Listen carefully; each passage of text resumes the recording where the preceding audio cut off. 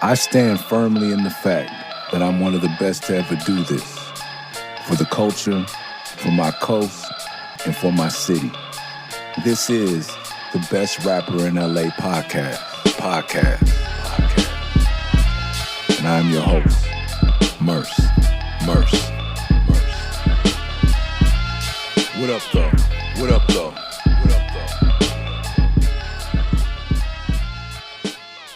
All right, y'all. I'm tired of doing these, but as you can hear, there's always some shit going on. So look, I had this week's episode done 2 weeks ago, but all the traveling and Comic-Con to Chicago to Camp Kaz in the mountains teaching hip-hop and rap to 6 to 60-year-olds, I forgot to send it to Rob. This is a very important week. This is the week of the release of my last record. The 15th, the album drops. I think there's like 2 or 3 more copies of the VIP vinyl. A few people are the people who don't like to pre-order and wait. Now is the time to get yours because they will all be gone. And you will have to wait till September 20th to get them from Fat Beats or somewhere else because Mellow Music Group will be sold out. MELLO Music, GROUP. They have cassettes and CDs.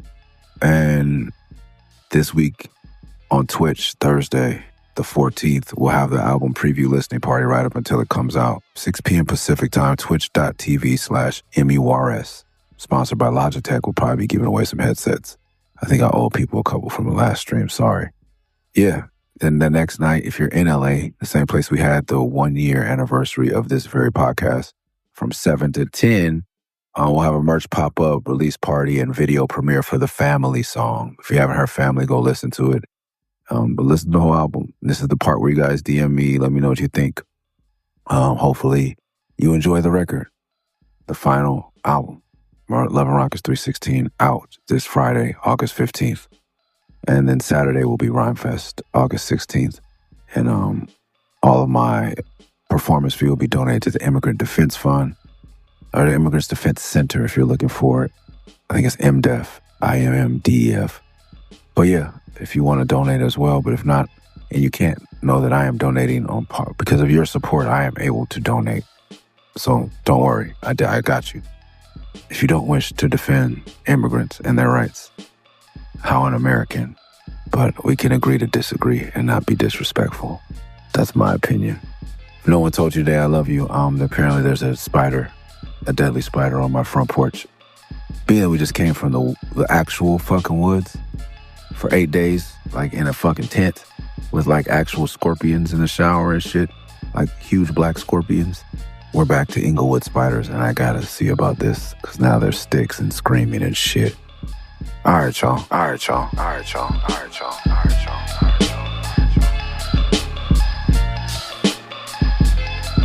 Here we go. Episode 90. We're gonna talk about Dream On, my song, my homie from the NO. D1. Yeah. Big homie Murs. D1, the one-man army. If you ain't dreaming, what you doing? I dreamt of this day ever since I was a small child. And when it finally came, the sky was filled with rain clouds. But when she came out, it all cleared up. That's when this boy became a man and put his fears up. I teared up as we started to say our vows. No more me, it's all about us now. And the children that we bring into this union. Never thought I'd live to see my dreams come true, man. Look, all I know is marriage. Pops and moms did it. Grandparents did it, both stayed committed. At least I think so, but I can't go a day without dreaming of seeing myself married to hip-hop without a queen. And I refuse to be that old lonely dude at home watching porn. 40 plus lurking around the college dorms. And speaking of kids, I got a kid on the way. Nah, I'm kidding, but I dream to have 2 one day, yeah. What's a dream without a dream chasing it? And what's a fear if you have no fear of facing it? It's not a dream once reality replaces it. So dream on, love. What's a dream without a dream chasing it? And what's a fear if you have no fear of facing it? The NO, my homeboy D1. This is like my therapy, so I'm going to try to say this without being too specific. But when I speak on, last week was heavy on the TDE stuff, and when I speak on them, They're not the only kids I've mentored and helped out over the years. They're just some of the ones that have been the biggest. And nor was my quote unquote mentorship in a formal capacity or my help necessary for them to achieve all they achieved. But sometimes when I speak on my relationship with some of the people that have been more successful, people think that it's clout chasing or I'm taking credit for, and motherfuckers have made snide comments. And then when I see them, act a whole different way. But God is good. So I didn't catch those people the way I thought I would catch them. And it's probably better for all of us that way. But so I don't ever want to, like, I've done stuff with Curtis King, Noah James, Jinx from the IE, like first national tour for Prof with me. Like, I'm grateful that I can give people an opportunity. On this album, a lot of the bass lines all the bass lines, I believe, are played by Brady Watt, I took him on his first tour, and he's doing the magnificent things. Hey, yo, what's up? This is Tajay from the Mighty Souls of Mischief crew. We chilling on bass and bars with Brady Watt. We about to get hectic up in here, you know what I'm saying? No, East Oakland in the house. I got A+, Festo D, OPO Lindsay, Champion MC. Why don't you show them how we get down, baby? Yo. Down to 7 digits, call her Bridget, her man's a midget. Plus she got fringe, yo, I can dig it. Here's a 40 swig it, you know it's frigid. I got him chillin' in the cooler, break out the ruler. Damn, that's the fattest dog I ever seen. The weather's keen in Cali, get it weed, it makes it feel like Maui. Now we feel the good vibrations. So many females, so much inspiration. Yeah, I get inspired by the blunts too. I front you if you hang with a bunk crew. I roam the strip for bones to pick. When I find one, I'm just happy that I consider these people friends and they're successful.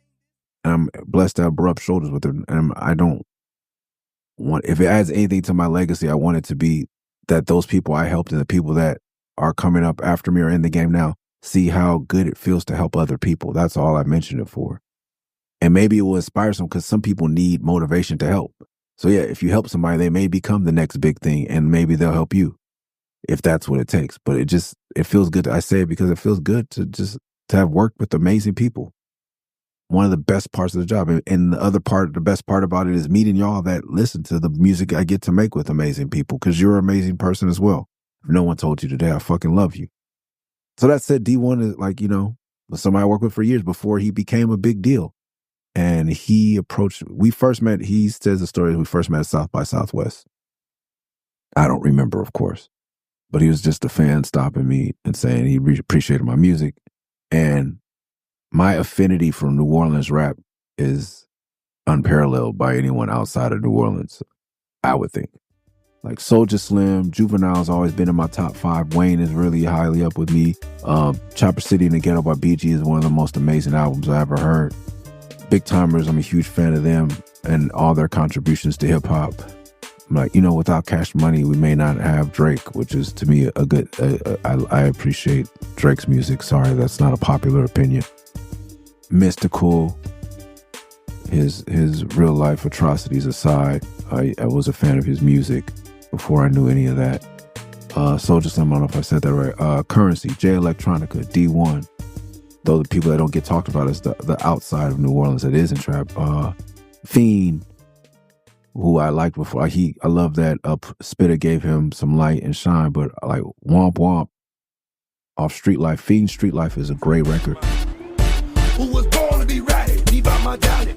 Singing on this guy, tats on my body, carrots and shot it with a red bean batty. Women call me poppy, niggas call me Mr. Hit 'em, get 'em, or just bad motherfucker because I'm crook to spit 'em, dismiss 'em. I beat the total living. Somebody get 'em. If I put this in 'em and the doctors won't admit 'em. Look, I won't bullshit 'em. And I think the other ones, there's one in every family. Fiend is Unspoken Hero. KLC, Beats by the Pound. As far as production, Manny Fresh. As far as production, Untouchable. Sissy Nobi, Queen Frida, as far as like I believe it's trans individuals that make music, huge stride.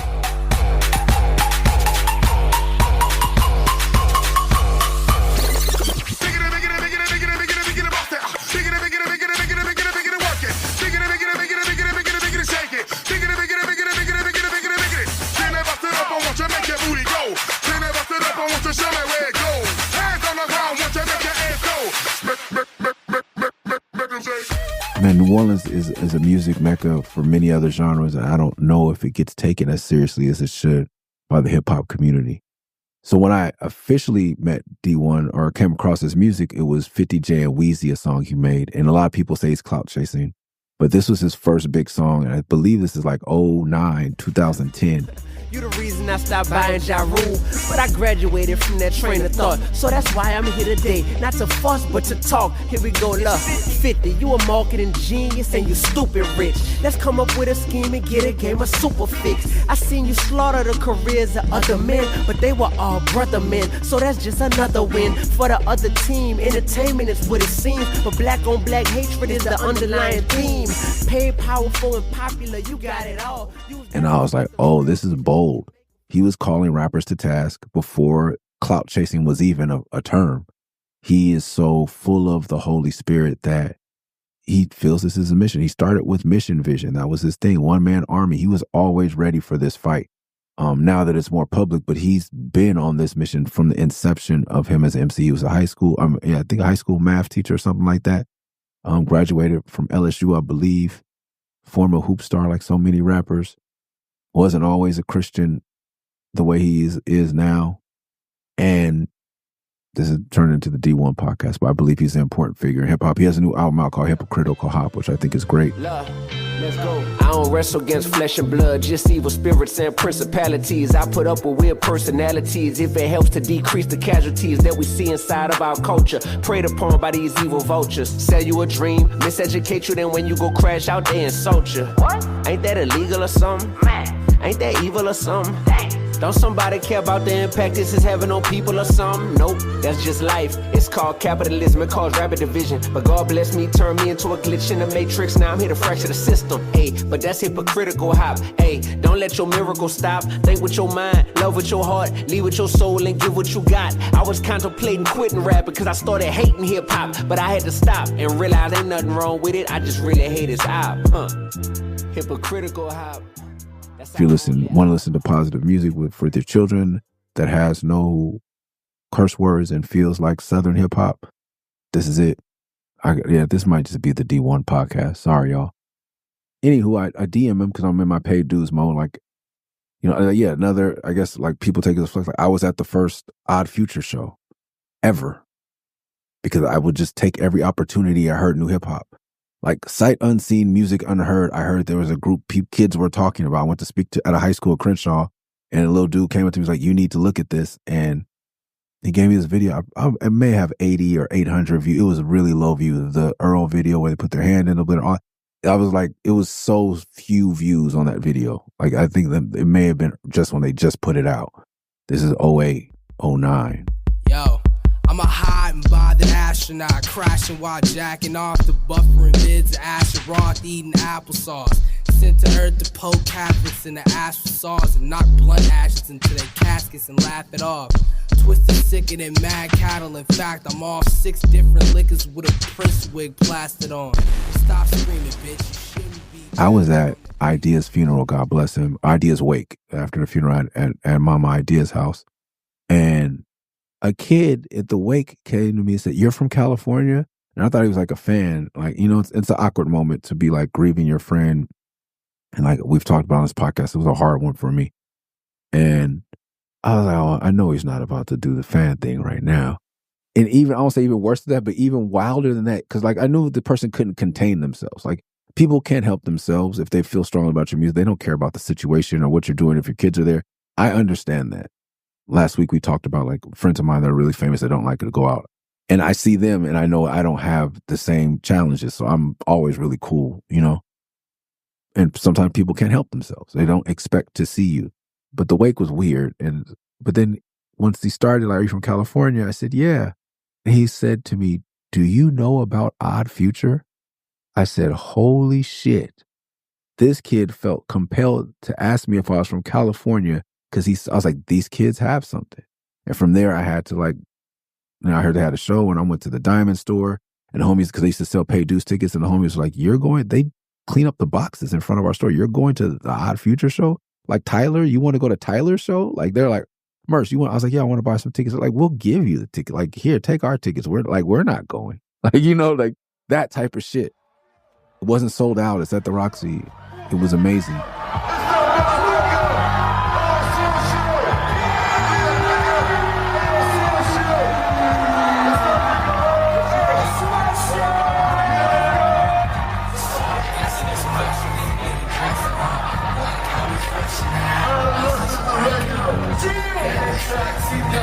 make a mess of them. Snapping necks and records and racks.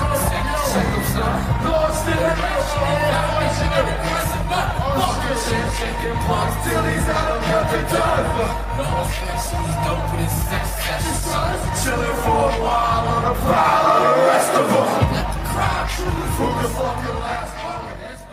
That's the type, like, and I love that. That's why I love working with Groundways. Now, I love that more than rapping, because it's what you guys do. Why you loved it.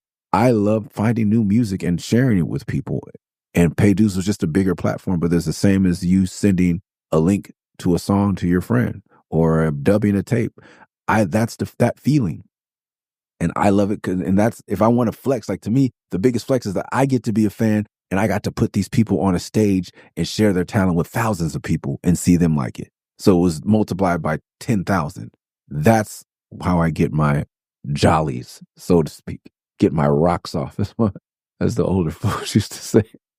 That makes me so happy. Mac Miller giving me the kids mixtape backstage and saying, I really want to play Pay Dues one day. And me getting in the car listening to it and looking at my ex-wife, well, I guess it's relevant because this song was technically written about our marriage, our wedding, and being like, we're in DC traffic, and I look at my wife like, yo. Cause it's nice out and we could get high. Yeah, the sun's shining and I'm feeling right. Hey, I wake up, throw on some clothes and out the door, I won't be back. My shining sun horizon setting up a lovely backdrop. My life the topic of a lullaby. Breath of fresh air, it's something right. I don't wanna be inside today. Just keep it rolling like we riding skates. I got a happier haze. I'm thinking we gon' get high today and let the sun shine all over. And this is kids. This is not even him showcasing where he would go musically and vocally after that. I think really that's my gift. If you don't think I'm really good at rapping, I can hear it when I hear it, and sometimes I'm wrong. But I don't think when you have it doesn't mean that you're going places. I know a lot of people with it, and it takes a certain special individual to apply themselves. But yeah, I was like, oh, this kid is out of here, and I definitely put him on Paid Dues.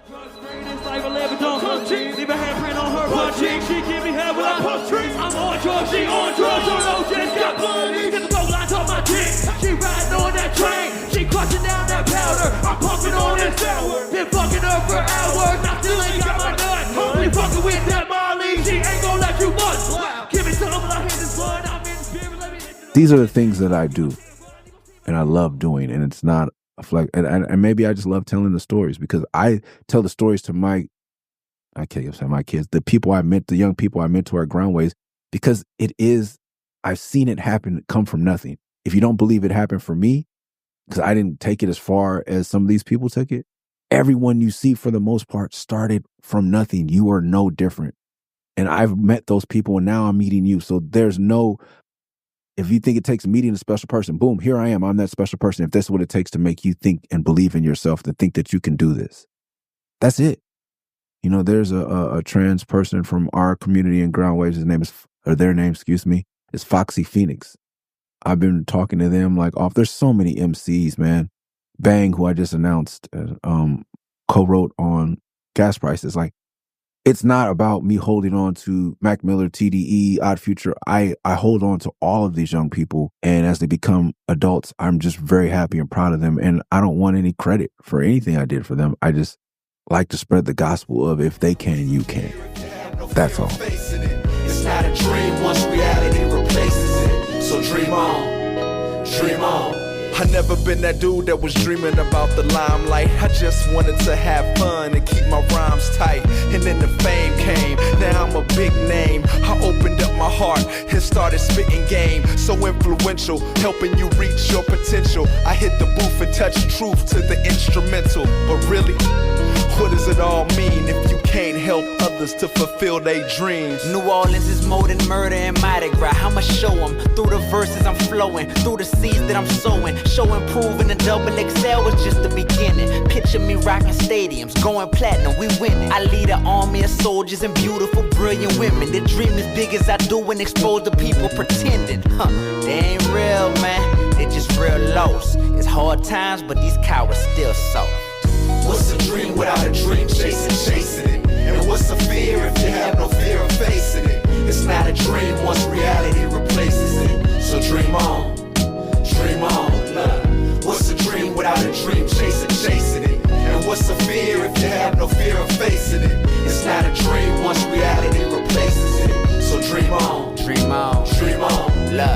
dream I please God every day that I'm alive. I dream that even when I'm gone, my music never dies. I hate it when I backslide, I pray I change that. My dreams and God's purpose, I hope they on the same track. And I remember way back in '06 with that gun to my head, man, I thought I was dead. Speaking of dead, a man's not alive just because he's breathing. No purpose equals no freedom. Rise up. I had a dream that God looked like me. Clarence 13X said I was G-O-D, can I admit? That kinda went to my head, but really who's God if he can't bring back the dead? With that said, in my dreams we live forever, no divisions of religion, cause we all in this together, wake up. Cause death is closer than it seems, and too many of us die before we try to live our dreams.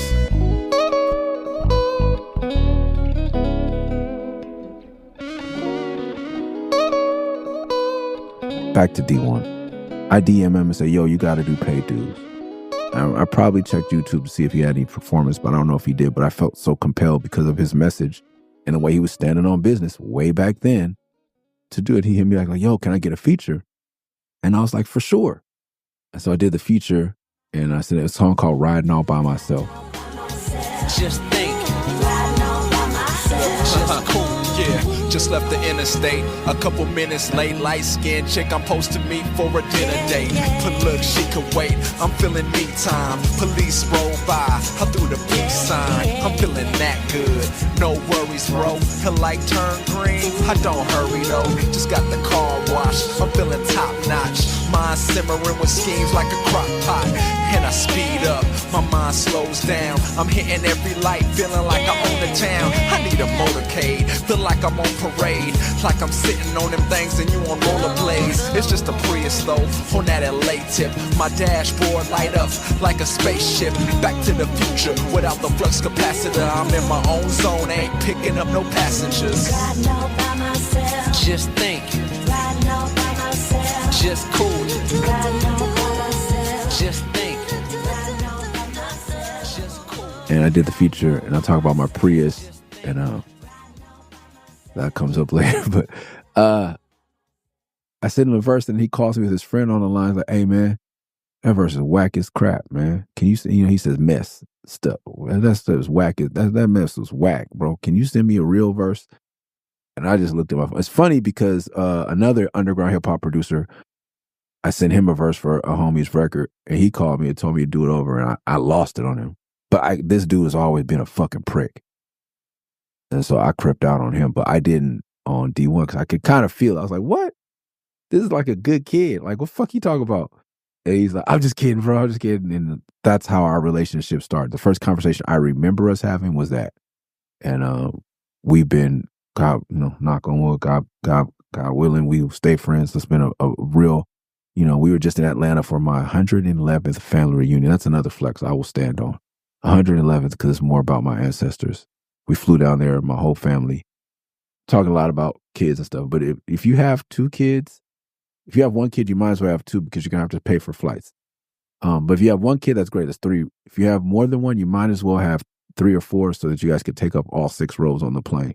Because it's just, otherwise, yeah, trying to sit all together is hard. But I'm glad, if I can be glad about the amount of money it costs for my family to travel, is that when we get on the plane, we usually have a whole row.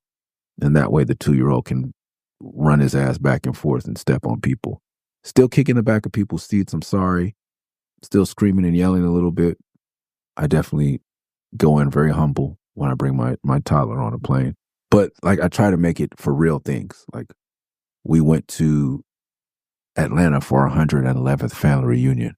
And just for Black kids to go to Atlanta, I don't know if we've talked about it here, but it's very important because it's one of the few places where everyone is Black.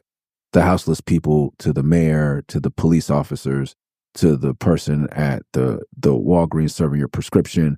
Like, it's just a Black community, and being Black in a lot of places in America, you don't get that. Unless you want to go to Lagos or something. I hear like that's a bustling metropolis, but it's, predominantly Black metropolis operating and functioning at a high level. Like, you go to the aquarium and it's predominantly Black people. I've never been to a museum, aquarium, Whole Foods, anything that's not old school hip hop. Now you can't even, like, back in the day, hip hop functions were all Black. When I went to see Wu-Tang, all Black folks. But that's a whole nother tangent. But taking them there was important. And D1 lives 50 minutes outside of Atlanta. But he drove in to spend 50 minutes with my kids and see my family. That's our brotherhood that started 15 years ago. And when he comes in the room, my kids light up. They love Uncle David for all 4 of my boys. And he's known me since before I had kids. So this is my brother. And that's another thing too. It's like some of these relationships, regardless of how they turn out to be true friendships. And he's definitely someone I talk to about my faith and my journey back with Christ and all that. But he didn't push it on me like it wasn't because of him necessarily. Like his success isn't in his rap game isn't because of me, but I feel like, and he'll tell you that I've mentored him and helped him along. So from there, he has to shoot a video. And as you know, God would have it, my management company was Cashmere Stampede, which is a huge, they managed DJ Quick, Snoop Dogg, Exhibit, Terrace Martin, myself, eventually Busta Rhymes, YG, Ty Dolla $ign. Like, it's a huge firm. And he was working with them early on. So he's like, hey man, I'm in town messing with this agency called Cashmere. I said, bro, I don't know everybody there. It's my family. He's like, oh shoot. He's like, well, do you want to shoot a video? I got a little break from our shoot. He was shooting something for it was like a young political in the community initiative. And so we just shot our video for riding out by myself in the parking lot near Venice. And I brought my car. And he was like, hey bro, can I ask you something? What's a Prius? Priuses were the Tesla of 2000 and the early 2010s, especially in LA. Everyone has one. Everyone had a fucking Prius. The fucking president of my label, I believe, Warner Brothers at the time, drove a fucking Prius.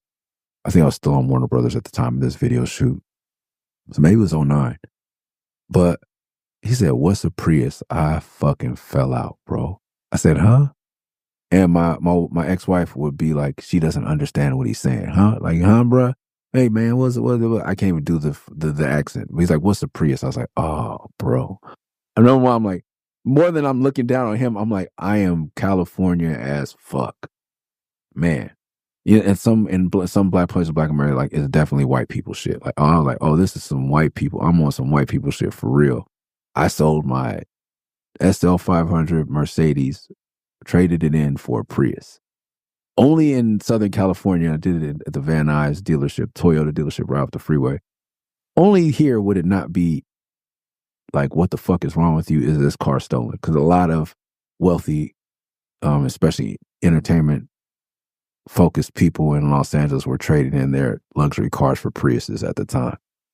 It was hard to get. And then I was moving to AZ, and I had the fucking, bro, the automatic AC button. These are my flexes. As I'm talking my shit now, I'm flexing on y'all. I had a motherfucking button on my hybrid car that beep. In Arizona, bro, let me tell you, in Arizona, when you're walking to the car and you could beep, hit the AC, even if that shit's hot than a motherfucker, it's still some fresh air coming in it. Cloth seats, no leather. In Arizona, this was the premium vehicle, I'm telling you. So yeah, I rapped about my Prius on the song and he didn't know what one was. And I fell out. I laughed a little bit. Sometimes I forget if that translates to the non-black people listening. Fell out me. Like, I laughed really hard, fell on the ground, or I ran away. That's another thing. Will Frazier, the guy who plays the bass, I don't know if we told this story probably on the podcast, but he's a 6'5" black person. As we watch the footage of the Jacksonville police fucking up a young black man on the side of the road who, may or may not have provoked him, but I don't, the chief of police who's black got on and said today, well, I don't like the anti-police narrative. I'm like, motherfucker, even if he was resisting arrest and he had minor criminal infractions on his record, are your officers allowed to punch somebody? He put his hands behind his back. I don't care if he was filming y'all and provoking y'all. You need to do fucking better. You're the motherfuckers with guns. You're the motherfuckers with training. I don't get it. And it turns into that fucking blue line shit where it's like, nah, bro, we need the good cops to speak up. Under no circumstances should they have punched that man in his face when he has his hand behind his back. I don't give a fuck what he did. And if you think that's okay, then fuck you. Let's fight, motherfuckers. Fuck you. But yeah, this motherfucker chief of police, and it's not a race thing. Like, it's that blue shit, man. It's the blue line. Fuck that line. I need good humans on the other side of that line, or fuck that line. I digress. Will Frazier, tall black bassist, Jacksonville. Very, very, very, a lot of racism there, but I love it. Jacksonville Jaguars fan. Dude! motherfuckers. He is very approachable by white people. If anybody talks white, acts white, it's Will Frazier. I don't believe in any of those things, but for the sake of the story, I am Will Frazier. But he looks like he's gonna say, "Hey, my nigga," was like he dreads the whole southern. He looks like okay, he could scare the shit out of a room full of white people or black people. White people love Will. Will told me a story once that he used to ride skateboards, and that was not a thing, especially even for me being black in LA, that was a hard thing. After skateboard had a few 2-3 years was popular in the hood, and if you kept skating after that, you was a white boy. So I had rollerblades and a skateboard. I was definitely fighting over that or having to stand my ground.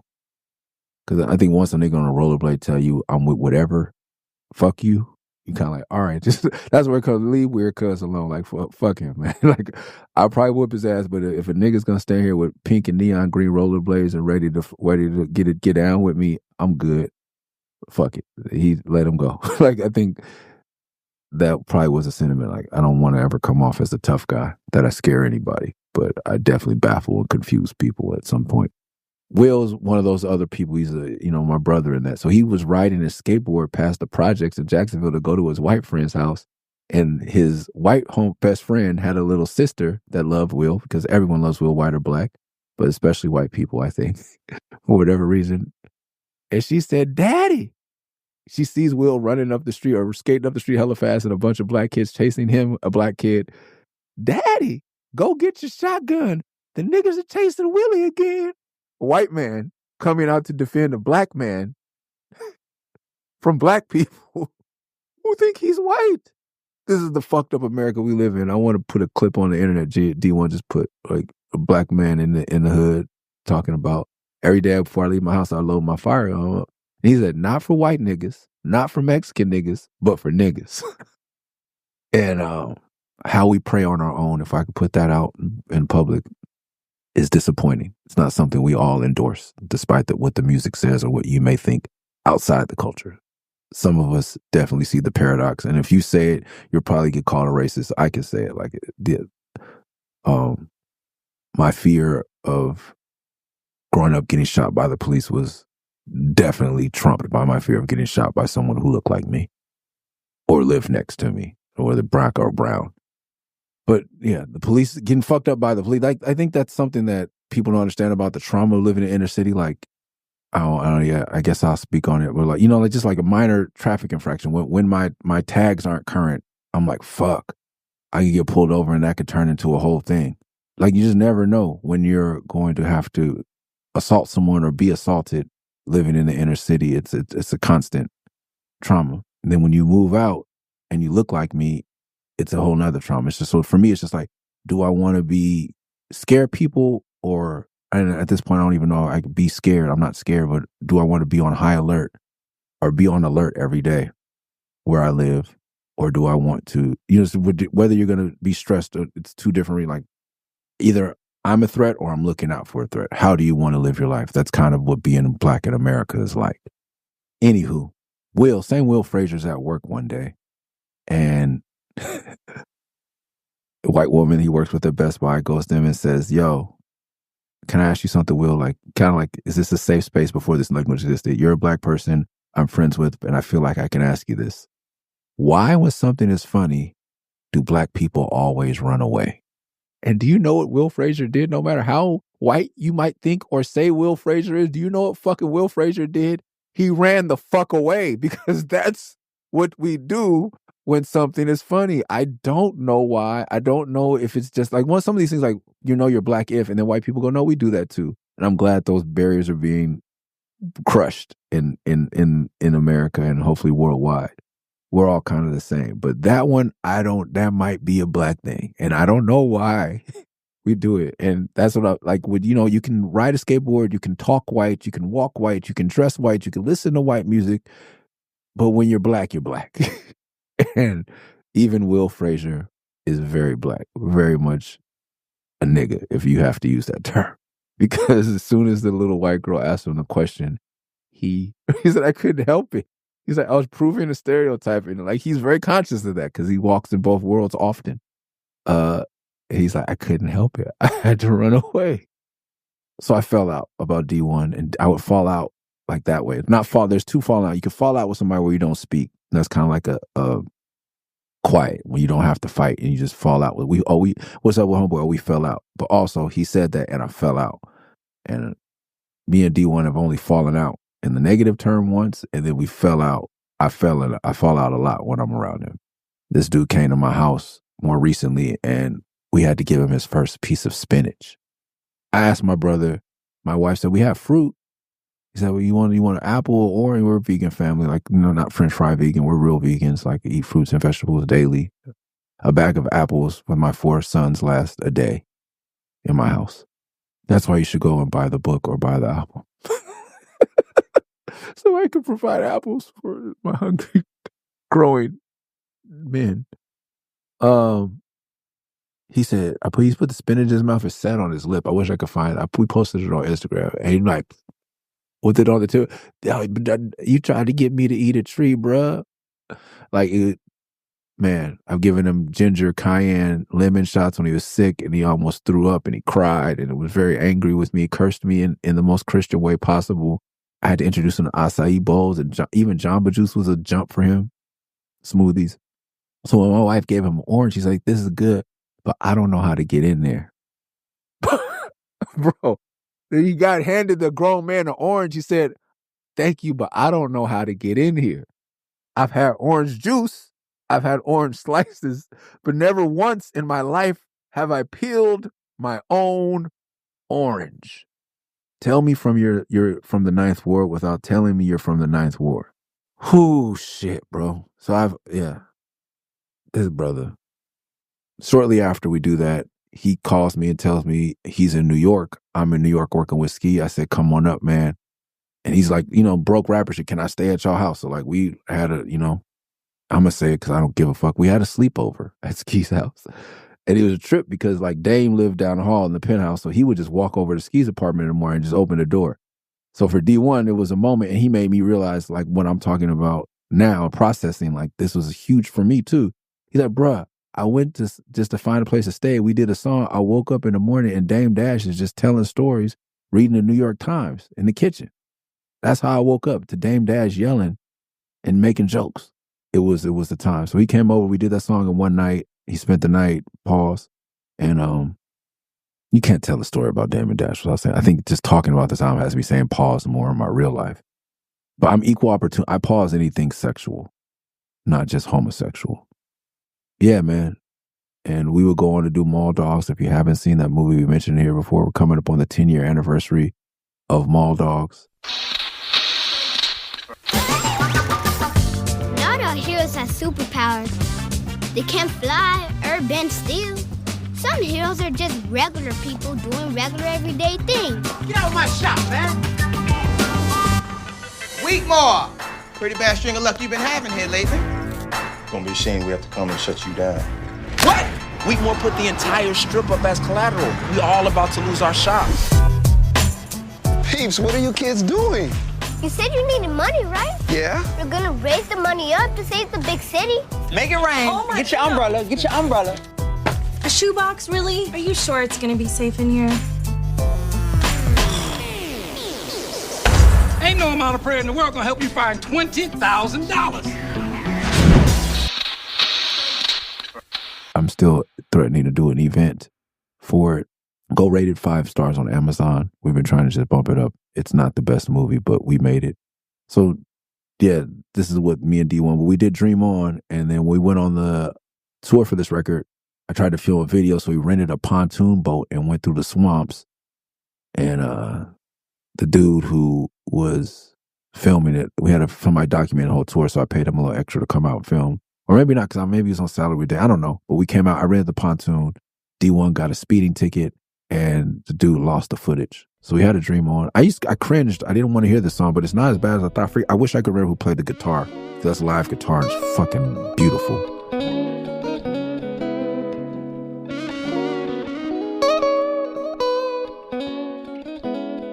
But it wasn't as cringe as I thought. It's a real overly positive cringe.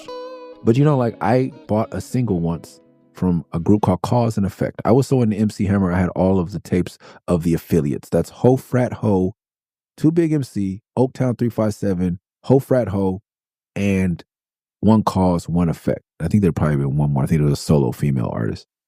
All, and I don't know what Hammer's label was called, but they had a song that was called Up With Hope and Down With Dope. Up with hope and down with dope, brother. This is a message from one to another. Up with hope, down with dope. Up with hope and down with dope, brother. This is a message from one to another. It's time to stop it, yo. There's gotta be a limit to this thing called the drug epidemic. Crack, coke, dope, or pills. It doesn't matter which one, they all kill. I don't need it, and you don't need it. What cause? I said it, and you better believe it. Drug pushers, high rollers, gangster villains. In our society, it's slowly killing our teenage minds with fancy clothes and bills. But if you open your eyes, can't you see that drugs kill? Up with hope and down with dope. Sing it. Up with hope and down with dope. Yeah, well, up with hope and down with dope, brother. This is a message from one to another.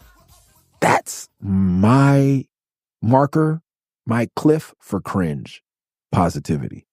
I slapped that shit at 11, 12 years old, along with Eazy-E and all the other stuff. This is when all hip hop had the same BPMs, basically the same type of production. So whether you were talking killing, pimping, whatever, it was all hip hop, and there weren't that many choices. So, X-Clan is really great positive hip hop. One Cause, One Effect, or Cause and Effect was the edge of positive hip hop, possibly cringe. Like if, I don't know, like some of the Rap A Lot records that came out that I bought. I think it was Too Much Trouble that had like the white, I believe it was a dwarf in the group. What's up, man? What's up, man? The motherfucking Rico's right there, man. Bust a cap in their ass. You know, next time I have to cross the motherfucking circle. Killing up motherfuckers like a deadly disease, and then sit at the crib and watch city under siege. The shit I say ain't too plain and simple. If you get out of hand, I place a bullet in your temple. Fresh from Fifth Ward, a gangster so hard. For the rest of my life, always will be scarred. No nothing but street knowledge, that's a life I chose. I was brought up in the nigga where the money flows. I'm only 18 and cold pimping hoes. Too damn impatient waiting for a job. I just slang a little cane and make them fly whole slow. Like I bought that album. So like these are like fringe, like, or Gangsta Nip. I was like, that's not cringe, but like, oh, that's maybe a little too far. Like these motherfuckers on the cover of the Too Much Trouble album were in, like, I think they were in hell. And then I had both tapes at the same time. So these are my markers for when I could do songs like Never Eat the Pussy, or on Good Music, or the number 6 song on Murs Rules the World. Like that can never be as far as what I heard from Too Much Trouble. I was on the app, so you know I'm selling tapes right. Then this girl passed by with hella body. Damn, I wonder what her face like. We crossed paths again, she look good, I like the vibe. Wonder what she tastes like, but kept it to myself. Asked the name, no games, just some conversation. We talked 10 minutes, asked about her reservations for the evening. She said she ain't know me that well, but before leaving, and Dream On can never be as cringe positive as Up With Hope, Down With Dope. So that's my spectrum, y'all, just to define that. But I thought it was going to be closer to Up With Hope and Down With Dope and cringe, and it wasn't that bad. But yeah, it's like hard to find a cool way to talk about your children or marriage, which lends itself to the murmurs in the Black community that hip hop is demonic and the lower level sounds. Like, like trying to say something extremely positive over a dope beat sometimes can be hard. Like the best song made about someone's son or about children is Foundation by Exhibit. He killed it.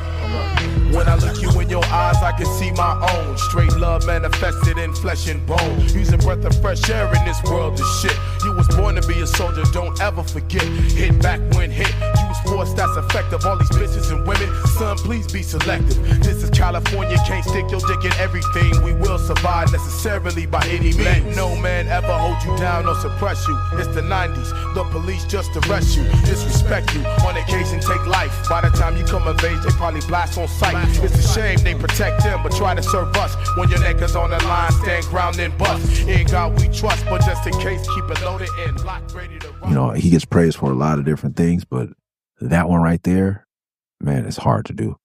I've done songs about my kids, Me, You Against Everybody. Yeah. You were the answer to the question in my mind. Absolute truth and proof of the divine.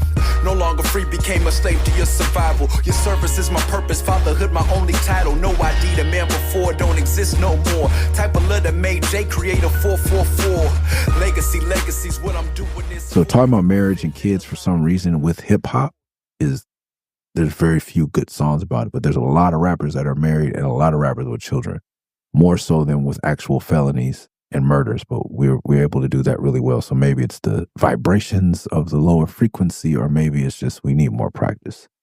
And I've been getting it in. Vows, I think it's a better version. Back on the scene, crispy and clean. Got a text from my ex, but she can't intervene. She seen the pictures of you on my socials. Then she went through the roof and went postal. But we finally made peace, now I'm hopeful. Cause I ain't got time for the loco. I take that back, cause I'm crazy about you. That's why we exchanging vows, and I'm saying I do.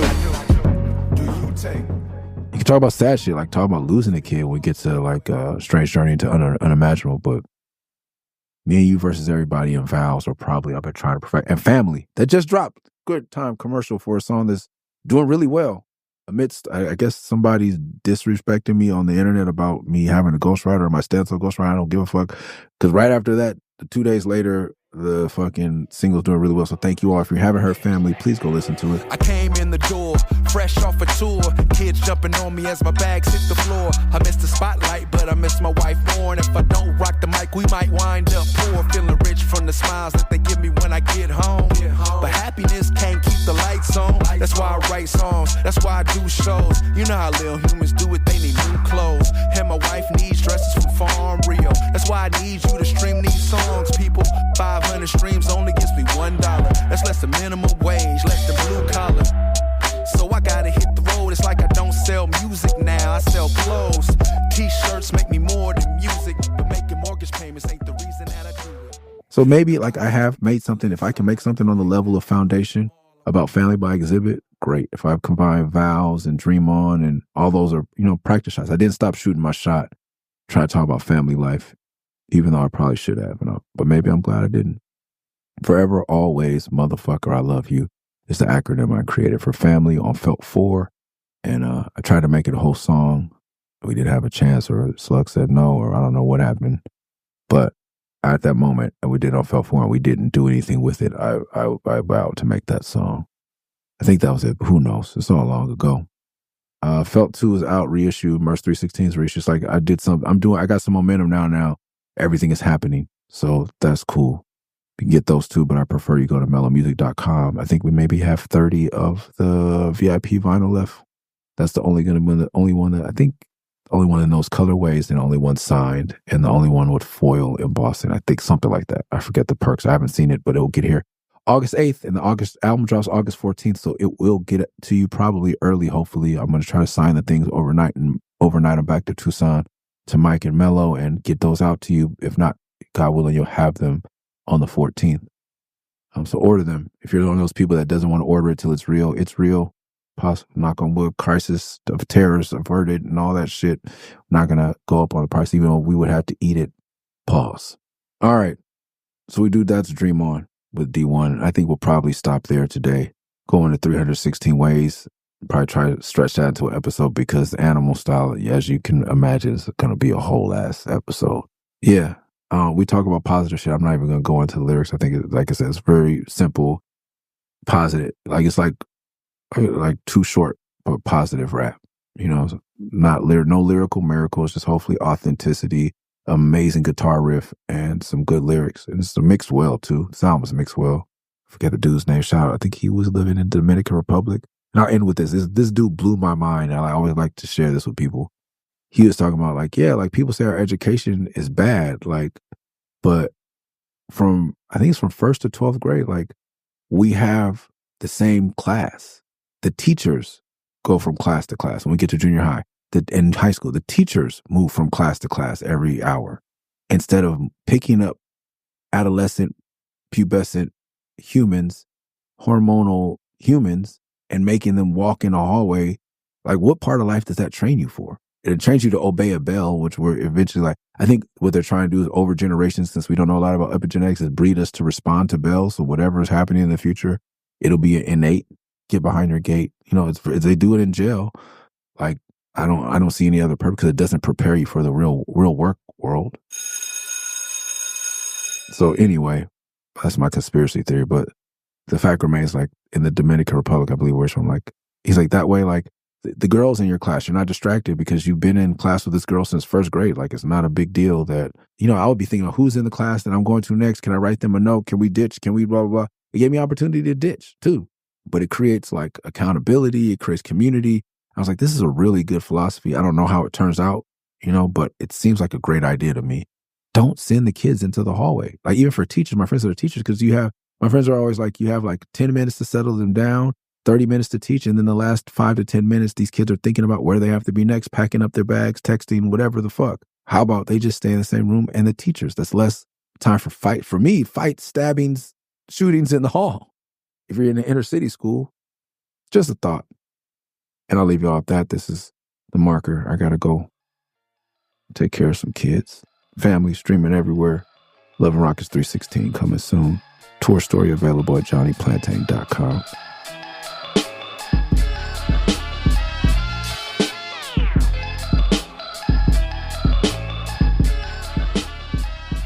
Thanks for listening to the Best Rapper in LA podcast. Make sure you subscribe wherever you listen to podcasts. Make sure you never miss an episode by subscribing on Spotify, Apple, wherever it is. If you like the show, leave a review on Apple Music or Spotify.